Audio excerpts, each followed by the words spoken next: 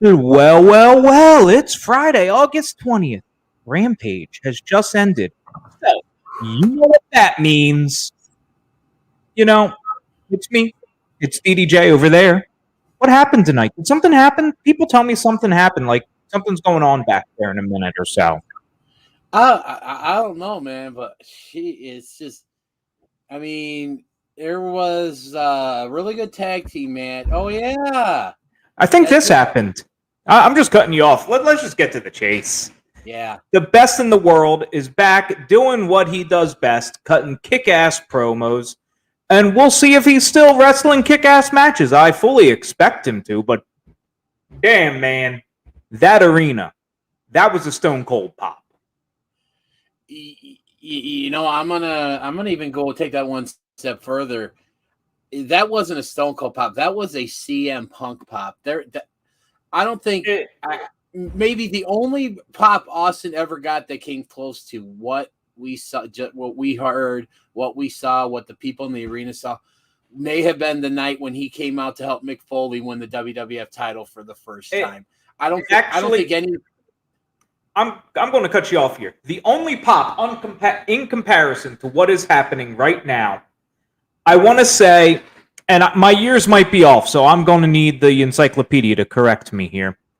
Was it the 2008 Royal Rumble where Cena magically appeared? Yes. Where he wasn't supposed to appear in Madison Square Garden? Because he was still supposed to be hurt.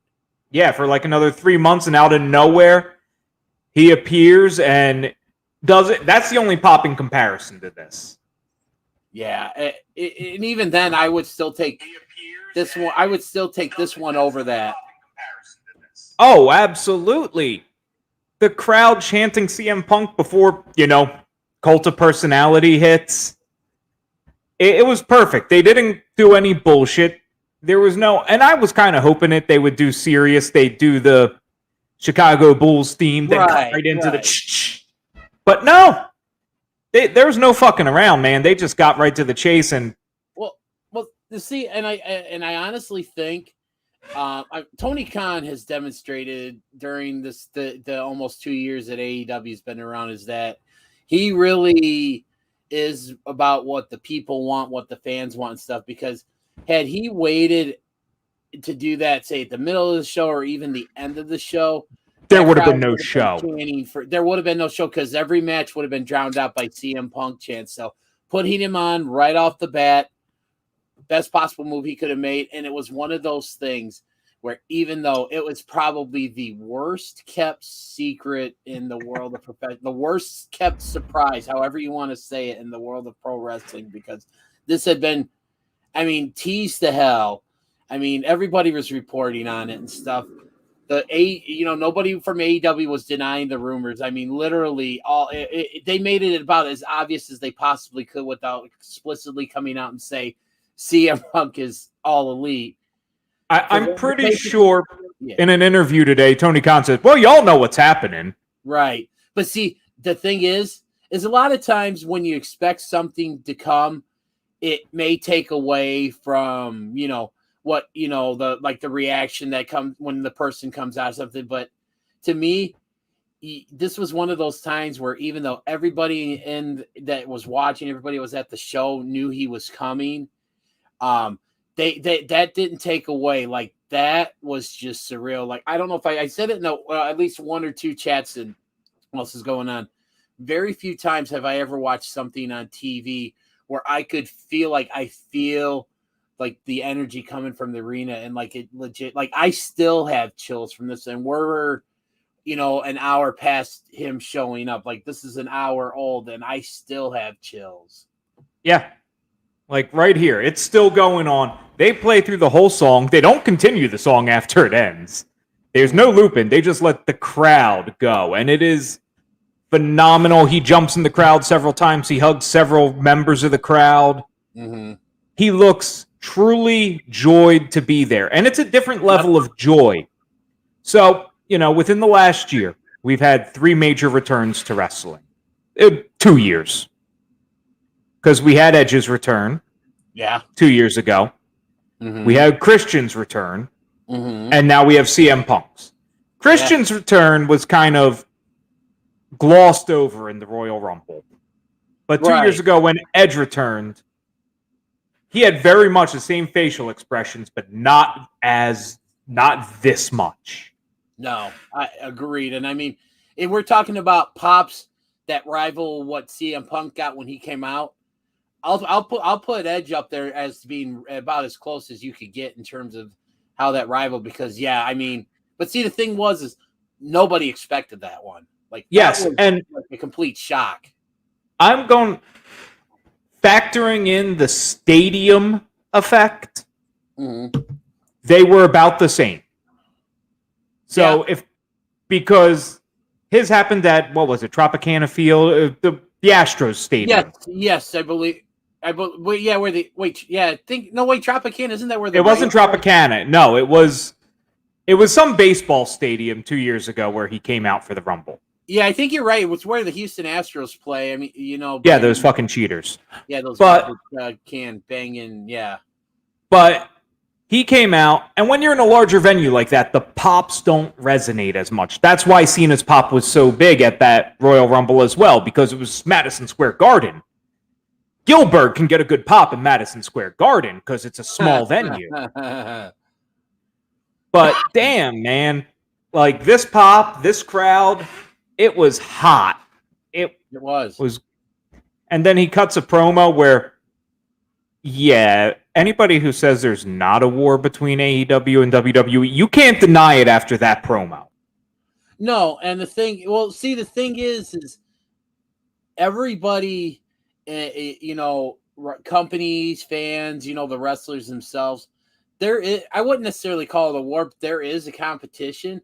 But see, the only people that don't think there's a competition out there is the WWE, and I think they're just in denial. They're in denial. Well, they're in denial, but at the same time, Cody has said the same shit. Mm-hmm. Cody has said, we're not at war with WWE. We're not competing against them. Yet, a week later, he comes out and he breaks Triple H's throne. They've been denying that they're at war, but they're at war. Both sides have been doing this. But see, the thing is why I like this is because back in the days when it was WWF and WCW, you were getting quality shows week in and week out. And I would like to see WWE wake up and take AEW seriously, because I think they need something like this to kind of get so Raw than SmackDown, but getting Raw back to its glory days when it was actually a show you could sit through and watch and not want to gouge your eyes out. But when you get to that point, we're watching 1997 right now on our main show. Mm-hmm. And at this point, we're at the point right now where we're kind of at here. They're getting destroyed. Everything AEW's doing is way better. Most of WWE's stuff is shit. There's a couple highlights like Ahmed Johnson. But, you do wake up the sleeping giant. And no matter how you look at it, we can shit on WWE all we want. We could shit on Vince McMahon all we want. Mm-hmm. There's the talent there. Absolutely. They've released half their roster, and they still have more wrestlers than any wrestling company in the world. And see, one of the things that I've always said about WWE is that the roster they have, like the talent they have on this roster, is about as talented of a roster as they've ever had. But it's just they've got so many guys that they had just to like keep from AEW or whatever, and it's a crime because it's mind blowing how bad Raw has been. Because the talent they have is just so good. It's just, you have all this good talent, but yet the show, for the most part, is crap. Yeah. And the one thing, God damn, 11:15. Hold on. Alexa, turn on the lights. Oh, you set mine off too, so winner chicken dinner. And stuff. So, but Alexa doesn't control the lights in this house yet. So she's now talking about winner chicken dinner because she keeps listening. God damn it! But regardless of any of that, I've completely lost my train of thought. But one thing that wasn't happening in the wars back in 1997 and 1998 is it was WWE versus WCW. It was not WWE versus AEW, Ring of Honor, TNA, and NWA all together. Right. And by Ring of Honor, I mean New Japan. But if WWE can do anything smart right now, it is forge some sort of good working relationship with Ring of Honor, and they need to do it yesterday. But see, the thing is, they would have to. I don't see WWE being, humble enough to do it. I just unless somebody else steps in and takes over that company, it won't happen. Vince won't let it won't happen. It won't happen. But yet I will give money under the table to Paul Heyman because I'm stealing all of his talent. It's happened before, but much more subtle. We don't need it to be subtle now. We need it to be big. We need Roman Reigns to show up on Ring of Honor and just destroy everybody. I wouldn't mind seeing Roman Reigns go up, say, against someone like either Brody King or Roosh. That's all you. I know nothing. But no, it's insane what's out there because we're seeing, it was earlier tonight. I haven't had a chance to watch it, but we had, Impact Emergence on the Impact Plus special. And we saw Christian Cage, an AEW wrestler who's currently the Impact champion wrestling against Brian Myers. You got New Japan talent show, on Impact, New Japan talent, AEW. You've got,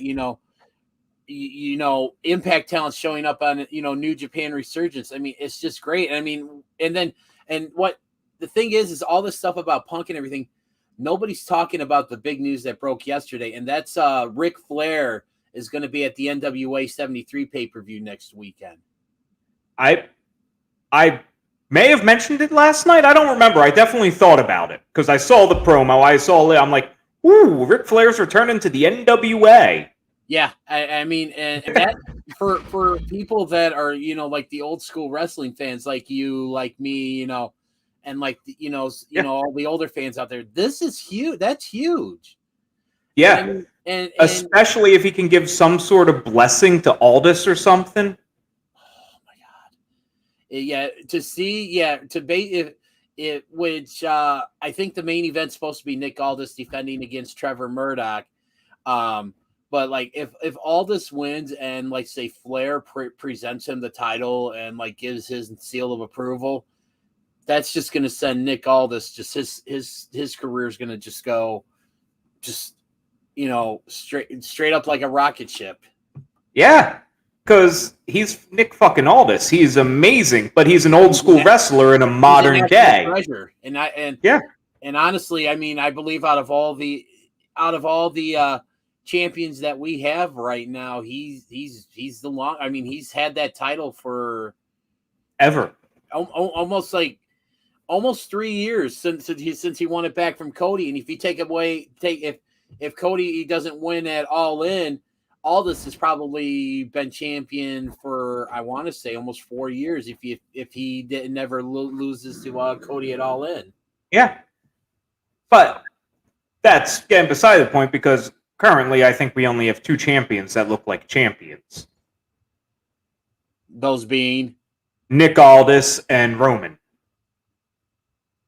You don't think Kenny Omega is I hate to steal Jim Cornette's line here.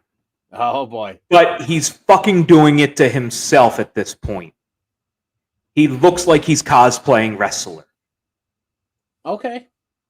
Because he comes to the ring wearing all the wrestler tropes from the mid-90s, from the early 90s, the Zubaz pants, he looks like he's trying to cosplay wrestler. Mm-hmm. He just doesn't have that feel of, I'm the champion. He's still a little too okay. goofy. I got you. I get what you're saying. I'm not saying he's not a great wrestler or anything like that. He just doesn't have that feel and carry himself like the champ. Okay, yeah. In that case, I will agree with you because in all honesty, and I think I've said this before, in all honesty, I think the best champion out there is Nick Aldis because he really, I mean, he wrestles the part, he looks the part, he walks the part, he talks the part, he does everything a champion should be. Like Nick Aldis, you could take him, transport him back to the early 80s, to give him the same exact character as he is now, and he would be just as good in the early 80s, early to mid 80s NWA. Yeah. Like, he just fits it, and he doesn't look like he's cosplaying it or trying to fit in or replicate. He looks like he's that. Mm-hmm. That's who he is. And Kenny Omega's a goofball. That's okay. I'm not sure how well it works with all the belts. No. Well, his suitcase is a little lighter because he lost. Well, technically, he lost 2 belts, but 1 championship, and he got really lucky that he didn't lose another last weekend as well. Yeah, because rumor has it, Tony Khan stepped in and said no. Yeah, well, but people were all hot and bothered by that he didn't lose it, neglecting the fact that it wouldn't have changed anything if he lost it. It still wasn't going to a AAA wrestler. Mm-hmm. It would go to Andrade, who's still another AEW wrestler. And I think maybe that might have been also too because Andrade really hasn't. I mean, I like what they're doing with him. I like the path he's on, and I'm really looking forward to his match against Pac at All Out. But I just don't think he was established enough to where I think Tony Khan would have been like, okay, yeah, you can Punk can, or not Punk, excuse me, I got Punk on the everybody does. That Omega, he'd be fine with Omega dropping the title to Andrade. I think if Andrade had been in AEW a little bit longer, I think he might have had a different story. I think it would have thrown off the long-term booking they have planned. They have long-term booking down. Oh, absolutely. Yeah. When I was on live the other night with Jovan and Joey, I threw it out there. Long-term booking. Who'd have thunk that it would still work in this day and age? AEW's got it down.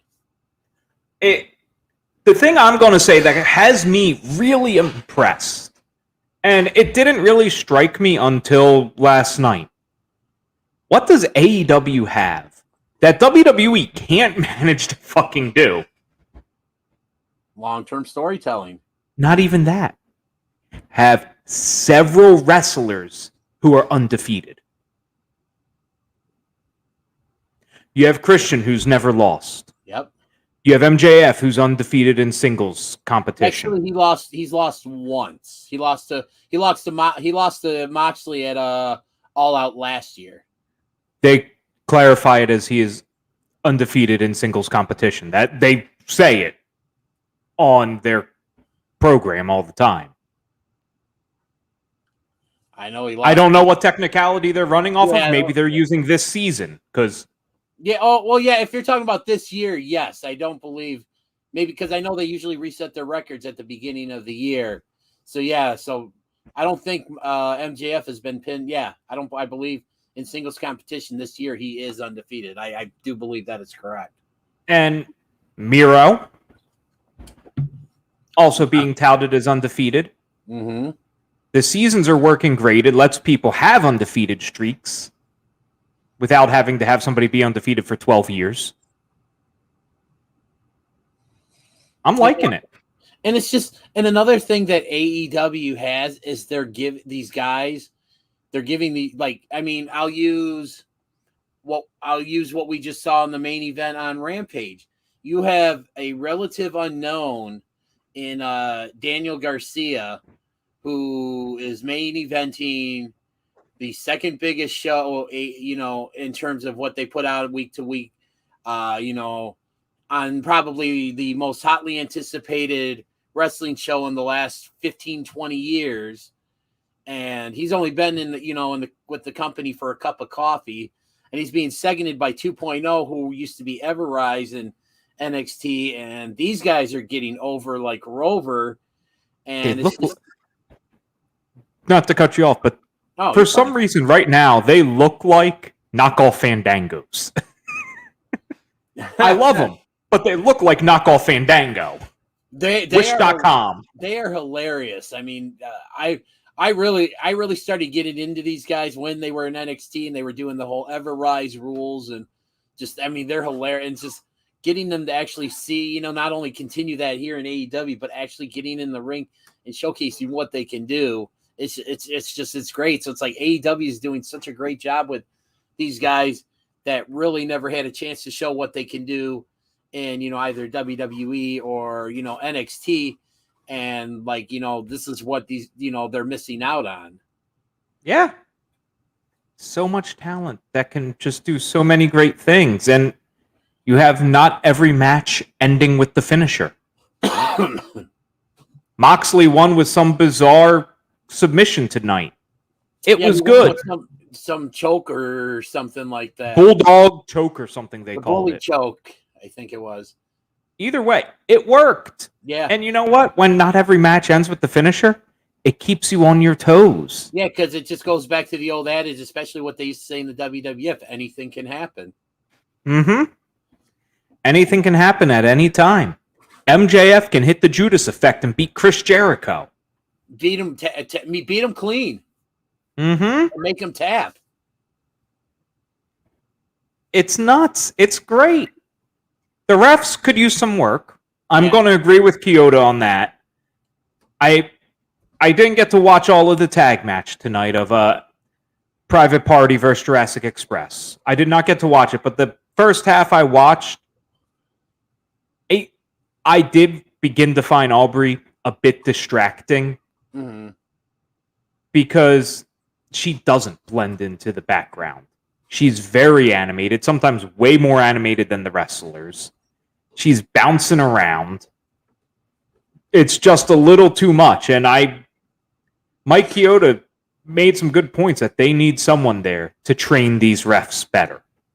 I agree. I would say, and I don't know if you listen to Busted Open, but I know a lot of people out there listen to Busted Open. I try to listen to it every morning. And I know that's like the one big thing that Bully Ray is like always talking about AEW is the refs. And granted though, I think with these shows like being back in front of, you know, crowds and everything, it's just a matter. It's so like, I think with the crowds there, it kind of takes away from the fact because you're not really focusing in as much on the refereeing as you would be, like, say, if they were at, you know, Daly's place with, like, you know, just the wrestlers surrounding the ring and stuff, you know, and there wasn't as much like out there that was like visually distracting.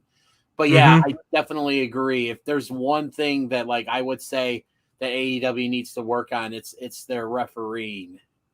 And I would agree with that. You know, check out our live stream from last night. Check out it's going to post at 4:20 a.m. Check out our interview with Mike Chioda, where he talks a lot about this, and he talks straight up. Tony Khan does not care about refs. He was there. He was trying to get hired. Cody really wanted him to be hired as a ref. And to train the refs and to get the refs good. But Tony doesn't care about refs. And they're way more important than you think they are. Oh, I agree. And I mean, I think maybe with AEW, maybe they're trying to maybe kind of go with that ECW style of refereeing, because really the referees in ECW is kind of more of the same thing. They just kind of let the guys go at it. But there's a difference. ECW had a culture of no fucking rules. True. There are rules here. They're just never enforced or followed. I've never heard a ref count to 10 here for somebody outside the ring. I'm sure it's happened because they like to vary their finishes, unlike Stanford. They also like to vary their matches, unlike Stanford. Yeah. They like to do a lot of things. They like to have a lot of trios matches.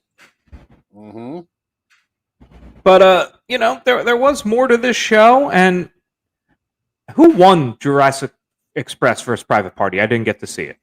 Jurassic Express won, and the way And the Young Bucks were at, I believe, out at the entryway watching this, and I said this once they the Bucks won on Wednesday, and they announced this eliminator tournament with the where the winner gets the Bucks inside a cage and All Out.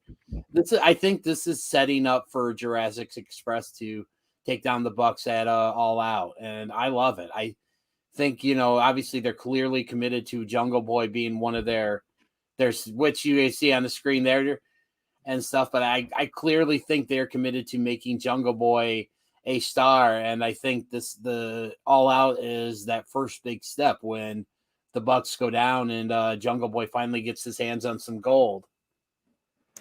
God, they look like you ordered Shawn Michaels off of Wish.com right now. I mean this in the total Marky kayfabe way, but God, I hate the Young Bucks. They're doing their job well. I hate them. I can't stand them. I actually, and I believe if you go to, don't go right now because from what I'm hearing, both Shop AEW and Pro Wrestling Tees have both crashed. Shocking. Yeah, but I believe they actually have a shirt on there that you can get that says "I love to hate the Young Bucks." I don't know how I feel about that, but I once got a shirt that said I still have it. I got a shirt that says "I hate MJF." But I'm old school. Mm-hmm. I don't think the heels should have merch. And to a certain extent, I agree with that. Maybe they have one T-shirt, right? Because every wrestler has a T-shirt, but just one, and it's not a good one. Because I've seen a lot of crappy wrestling T-shirts. There's a lot of them. I've seen a lot of crappy T-shirts myself too. Yeah, and but Private Party's looking good. Jungle Boy's amazing. Mm-hmm. Marco Stunt looks like he's 4. And Luchasaurus is great as always. Like Jurassic Express they're hot. Yeah. I love Jungle Boy. I don't know. Don't get me wrong. Jack Perry's going to get over. I don't know if he'll carry the Jungle Boy gimmick forever. I don't think he does. I think if he really wants to become a legit main event or mainstay in the main event scene, he's going to have to ditch the Jungle Boy gimmick because I think that's only going to carry him so far. And I think that it may still be a name somewhere in there, occasionally used, but no, he's going to need to drop that. But he's going to be in the main event scene very shortly. And by very shortly, I mean within the next 2 to 3 years. Yeah. They don't rush shit, so. No.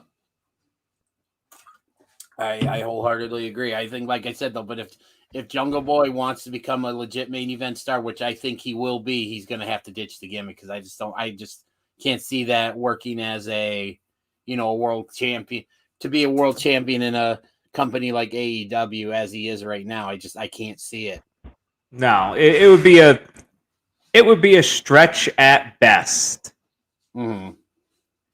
And just going on with how the show went, and going back a little bit because we forgot to announce this, but you have your great little brawlers out.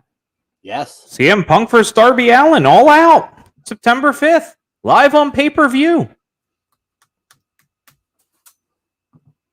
And I don't know how it's going to go. Because I can't see a world. Punk doesn't need the win, clearly. But I can't see him losing either. Yeah, that's interesting. I was actually thinking about that when this match got announced. How is this going to go? But see, that's the beauty. That's why this is another thing that AEW is doing so well. They don't make it so obvious, who's going to win, who's not going to win. I mean, legitimately, it's a pick 'em right now between these. What's going to happen is Punk is going to win in a way that Darby Allin looks phenomenal in defeat. Yeah, I could see that. I definitely could see that. But you can't have him lose. You can't have Punk lose, but you really can't have Darby get destroyed at this moment. But luckily, he's indestructible. Yeah, like I said, I could see Punk, probably winning with the GTS, but it's gonna I could see this match easily going like 20 minutes at least. Well, to be fair, their squash matches go 18 minutes, especially on a pay-per-view. Mm-hmm. Okay, so Keira Hogan versus Jade Cargill didn't go that long, but we knew that there were going to be short matches when Punk talked for 25 minutes. Well, yeah, as soon as he pretty much was given that he was going to be there, yeah, you just kind of knew that the wrestling that was going to be on, like, it wasn't going to be, long. You weren't going to see like you weren't going to see like a 30, 40-minute match or anything like that. But again, like I said before earlier, everybody went to that show to see CM Punk. They could have had Marco Stunt versus I'm just trying to think of somebody. I'll just say Sonny Kiss. And then have, like, let's say Joey Janela versus some guy, and then just in a tag match, you could have had the Hybrid 2 against 2.0, and they very well may have. They probably filmed 37 dark matches before this. But I mean, they could have went out there. They could have went out there and thrown all these guys together in just some random matches, just like you would see. They could have made that like a glorified dark episode, and nobody would have cared because all they wanted to see tonight was Punk. So, just going off on another tangent here because I like tangents. You mentioned before that Dynamite is the flagship show. Mm-hmm. We're 2 weeks into Rampage. They're way more flagship at the moment, and I could see Rampage actually being the flagship. I don't know if I'm ready to go that far, but one thing it would not surprise me is if when the ratings for this come out, that the ratings for Rampage were higher than Dynamite this week. I would not be surprised to see that. Definitely. And what I mean by this is, I see Rampage more as a old school, not the current product, but old school WWF main event, WWF Saturday Night's main event. Mm-hmm. You're not getting a long program, but you're getting high profile matches. Right. I don't think we're going to see a lot of filler matches on Rampage, is what I'm trying to say. You're only getting 2 to 3 matches a show.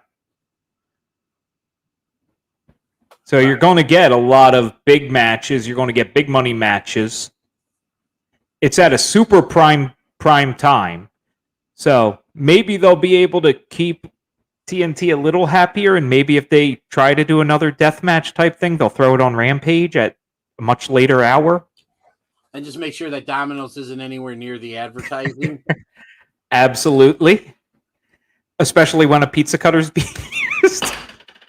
I still think that was all a coincidence. Oh, it absolutely was a coincidence, but it's hilarious. A bad coincidence, but I don't think that was like pre-purpose or whatever. So, I'm also going to say, having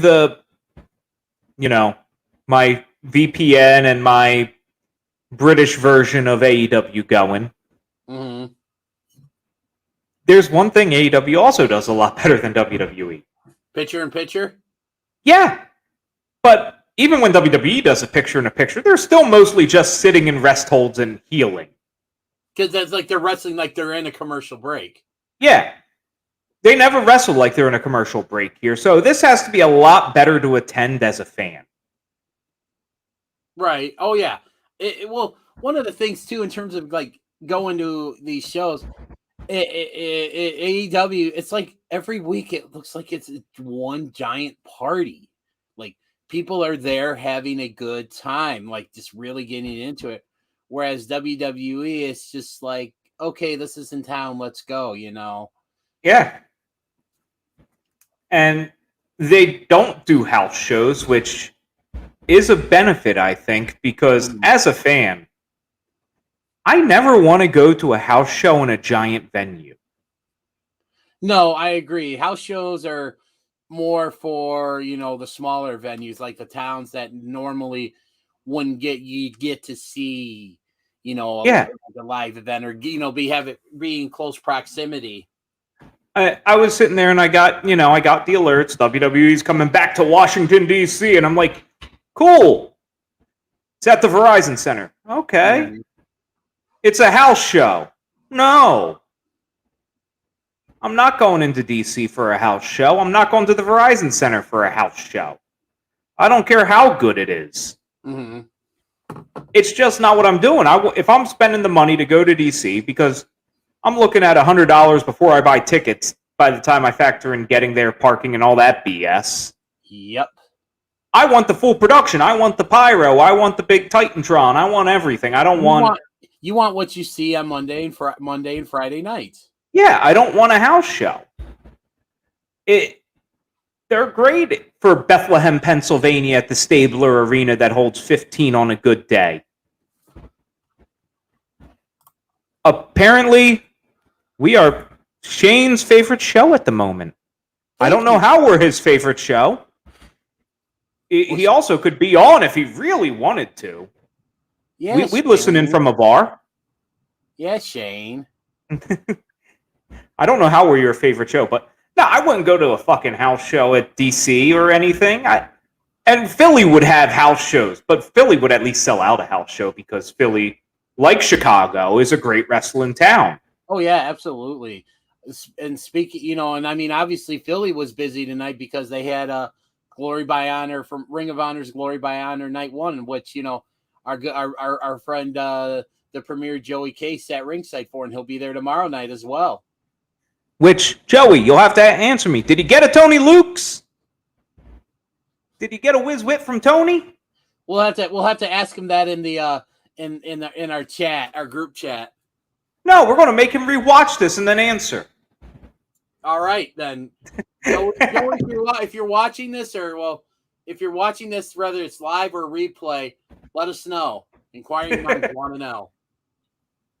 But yeah, so, you know, circling back, we get to do we need to talk about Keira Hogan versus Jade Cargill? Do we need to talk about that? Did it happen? Was it a match? It was a squat. It served what I think the intention of this match was, and that is to get Jade Cargill over and make her look like a credible threat, which mission accomplished. Jade is going to be money sooner rather than later. Yeah.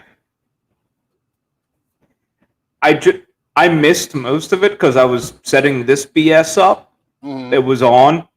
I blinked. I missed it. Yeah, you pretty much did, and it's good to see, even though she got squashed, it's good to see Keira Hogan still getting out there because she's one hell of a wrestler. I mean, her stuff she did with excuse me, in Impact with Tasha Steelz as Fire and Flava, good stuff. And I mean, it just really showcased how talented she is, and I really hope AEW picks her up for their women's division because I think she could be a big asset to that. Yeah. Speaking of women's divisions, I think they do need to spend, especially now that they have two major shows, they need to spend a little more time on it. Mm-hmm.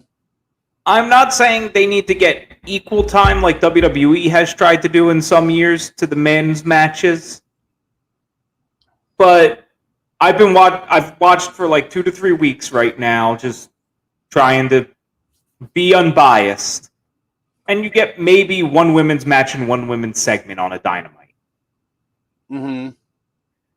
And that's not really enough to get a division over. No. You need to do a little bit more. Maybe, even if you dedicate Elevation to... Yeah, I was just going to say something along those lines. If they took Dark, or if they took Elevation, or hell, just you like you said, like what they did, they use these shows to get like some of the, the talent that's not being used on, Dynamite and Rampage, gives them some ring work. Why not do like a special show? Why not do like what Ring of Honor does? I think they have a specific show on their YouTube channel every week that's just all about the Women of Honor.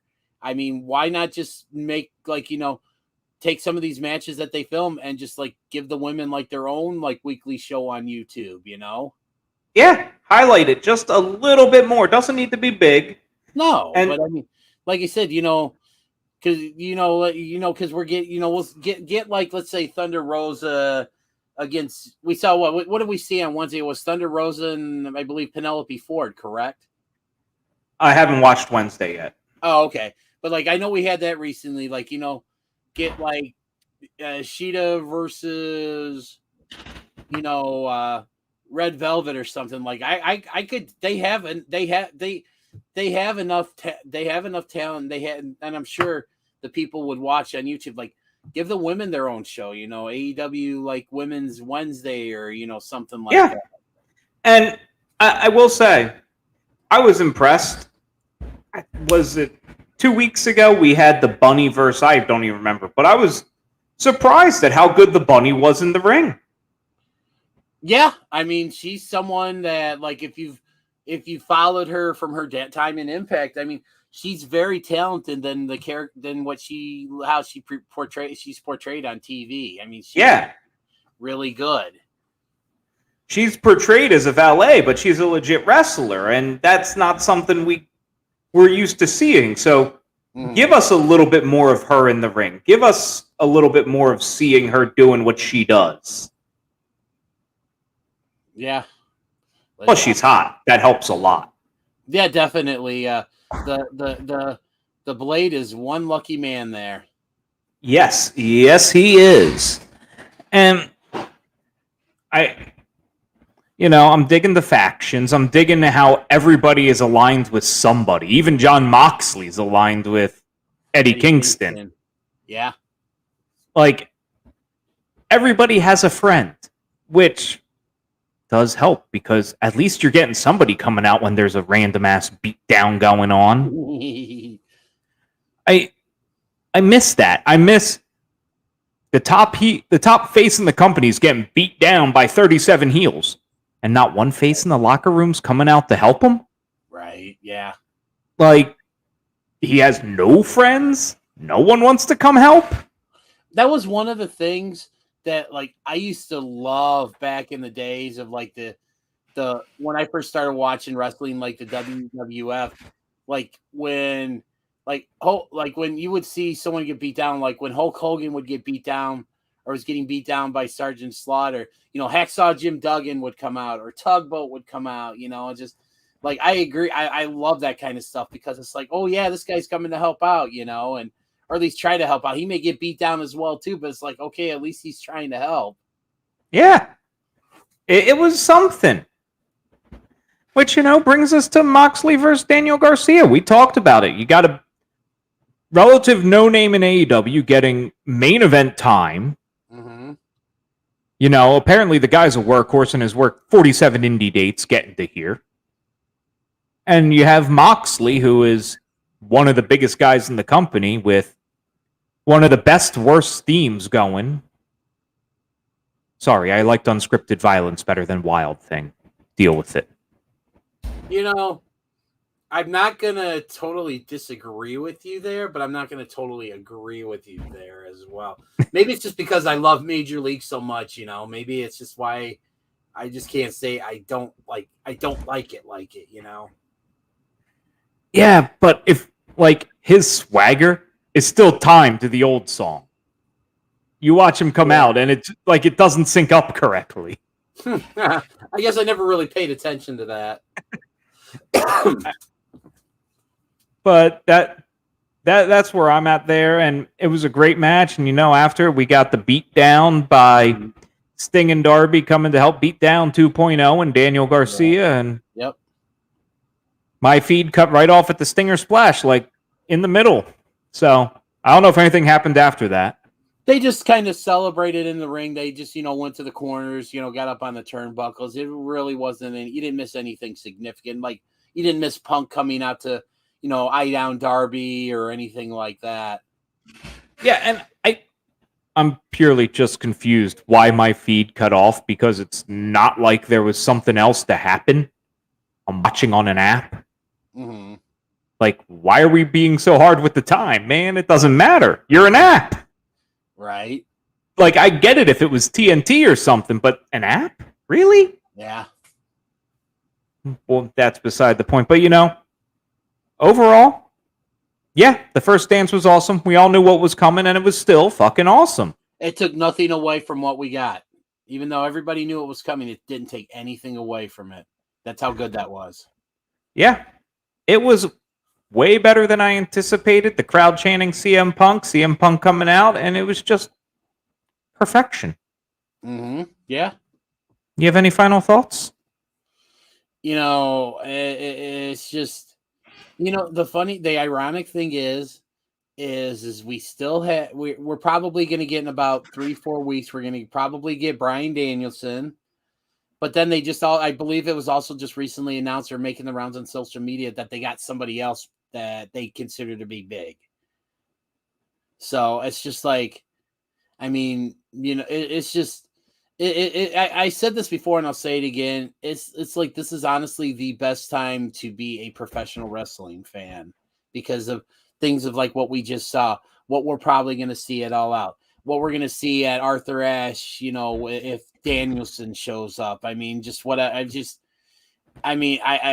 never been, it's never been a better time, or I've never been more proud to say, happy to say that I am a professional wrestling fan. And nights like tonight are why I love this sport we call professional wrestling. Absolutely. And I hope we hear the final countdown, and I hope we hear a crowd chanting, "You're going to get your fucking head kicked in." Oh, because sure. I've missed that. Oh, man, I still got the chills from earlier tonight. Not as bad as they were when we first started talking, man, but I still got chills. Like, I'm probably not going to be able to go to sleep for a little while. Well, they make medicine for that.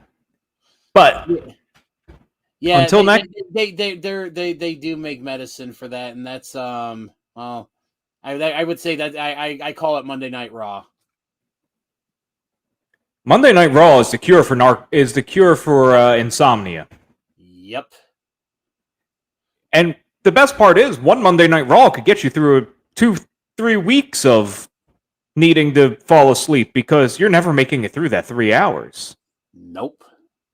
But on that incredible bombshell, he's DDJ of What Do You Say with DDJ and shooting shit with the premier Joey K and Jovan. What's his new nickname? The hot one, Jay Minacho. I don't like that. Find a new one.